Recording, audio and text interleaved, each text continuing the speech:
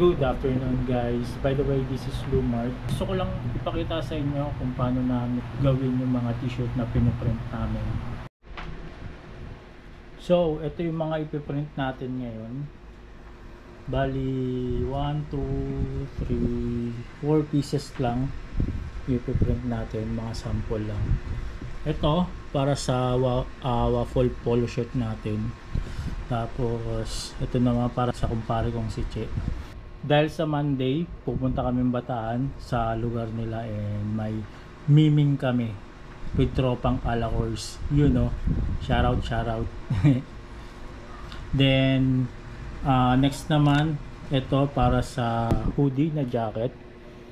Ito siya. Tapos, ito naman sa Team Shane. Para kay Shane to. Sa team nila. Gagawin sample and ipiprint sa white na t-shirt. Bali, ang tawag pala sa ganito is DTF print. Bali, direct to film na siya. Maganda siya, para na rin siyang silk screen and para na rin siyang rubberize pag pinrint. So, on na natin yung heat press para mag-start na tayo mag-press.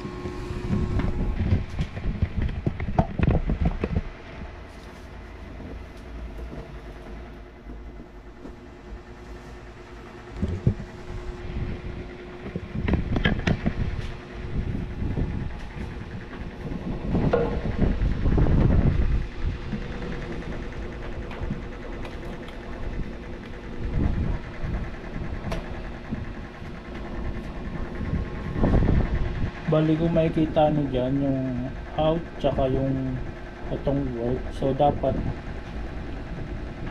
itong out na to, itong red na to dapat magiging 160 na siya, para once na naging 160 na siya, pwede na tayong mag press nun.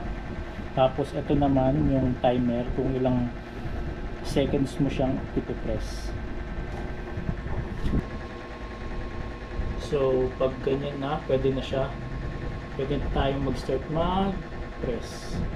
So, ang una dapat, i-pre-press muna natin yung mga t-shirt bago natin i-print mismo yung pinaka-film niya dun sa t-shirt. So, una muna, mag-pre-press muna tayo ng mga t-shirt.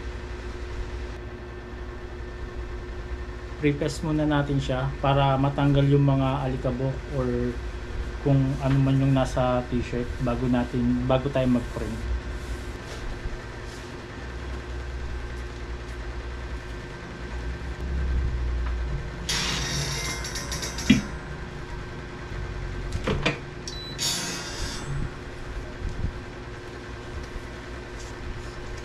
Then after natin ma-pre-press yung mga t-shirt, pwede na natin i-print yung film, yung DTF.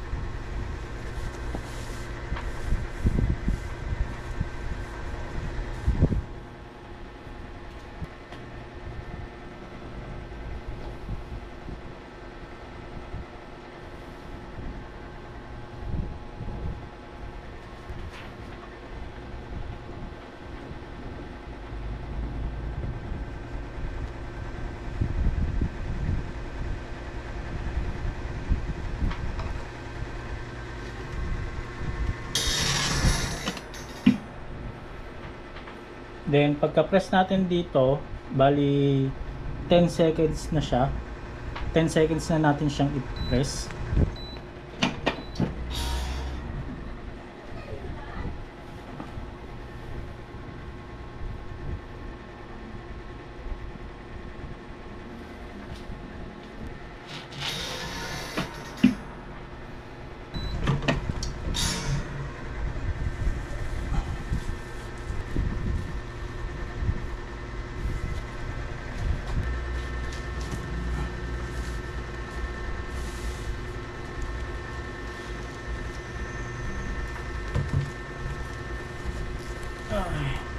Medyo mahirap siya. Tanggalin muna natin tong whiteboard.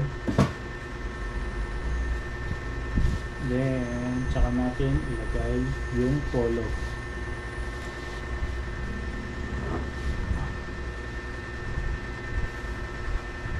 Yun.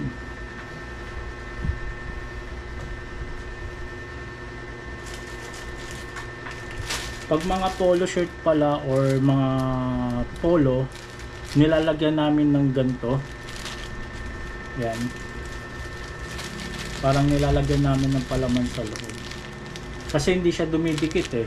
Kapag yung ano, wala siyang ganito. Kumbaga parang naharangan ng mga gilid-gilid na mga polo. Ito, naharangan nito. So hindi siya nape-press ng maigi kapag walang ganito.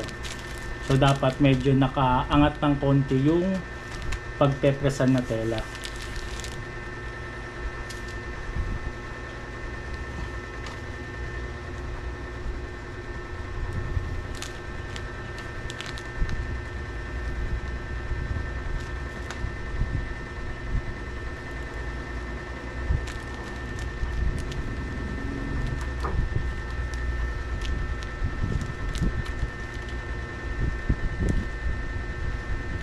Yan, pantayin lang natin sa bandang gitna siya. Iyan. Pwede kayong gumamit ng ruler para masukat nyo yung both side kung sakto ba or ano. Ako kasi tinatansya ko lang. Tansyahan lang. Yan, pwede na. Then again, press nyo lang ulit ng mga 10 seconds. Yun o.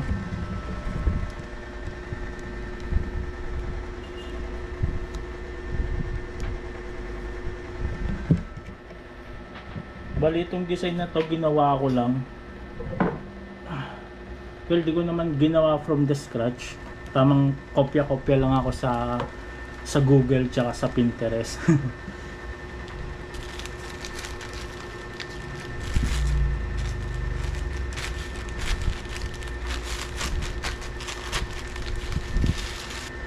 Tapos sunod naman natin tong etiketa.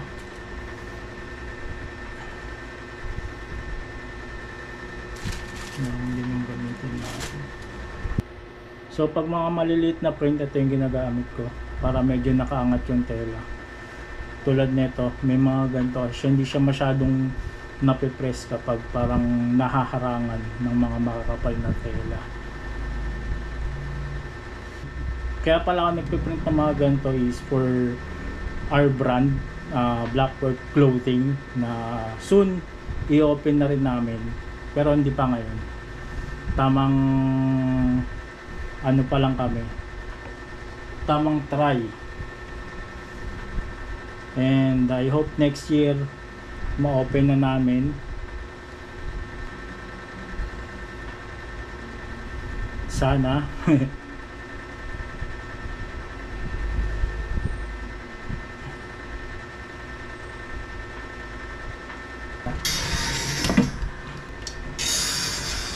Yun.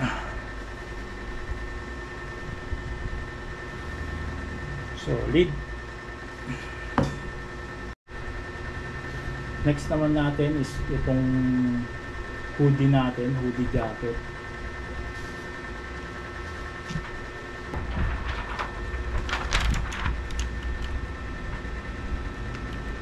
Pantay muna natin konti para makuha natin yung saktong pwesto niya. So ito okay na siya. Press na natin.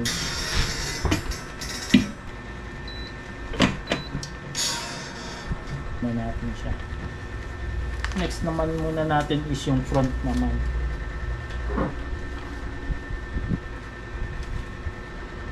Yun, okay na. Okay, so ayun na, ito lang mahirap dito pag yung ipiprint mo na kailangan sakto siya sa gitna para hindi siya mukhang tabingi. Maraming sample, print ka lang ng maraming sample para masanay ka. Iyon, no? Diba? Nasa gitna na.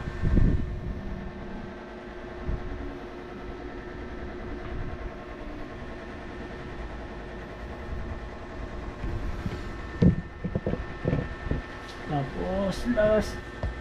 So ayun, tapos na tayo sa first and second press natin. Last part na tayo sa third press na natin para mas dumikit siya. Pero bago ang lahat, kukuha muna ako ng video para pang post, pang reels. Nakikita nyo naman yung mga reels namin, no, na pinopost para active yung Facebook page namin. Kuhanan ko lang to saglit, videoan ko lang.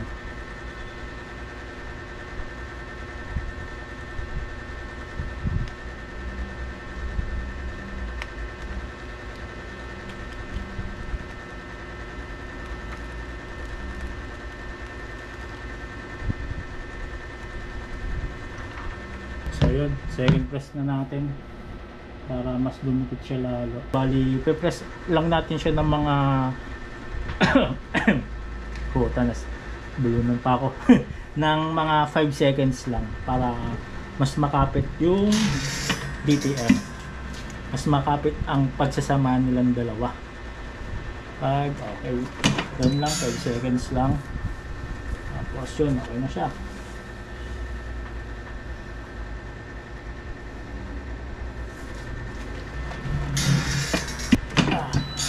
Natin 5 seconds.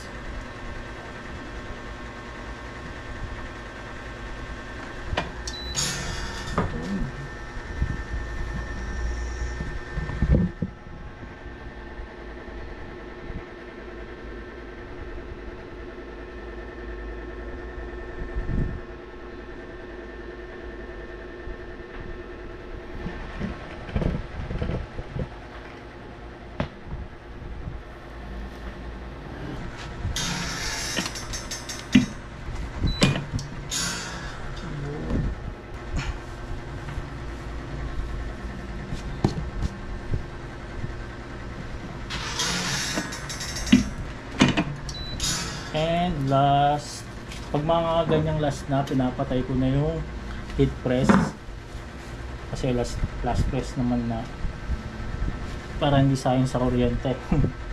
Tapos mukhang kailangan ko lagyan ng ganito ulit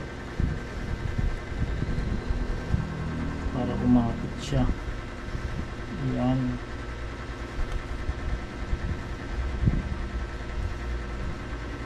So natin at ayun na, yeah.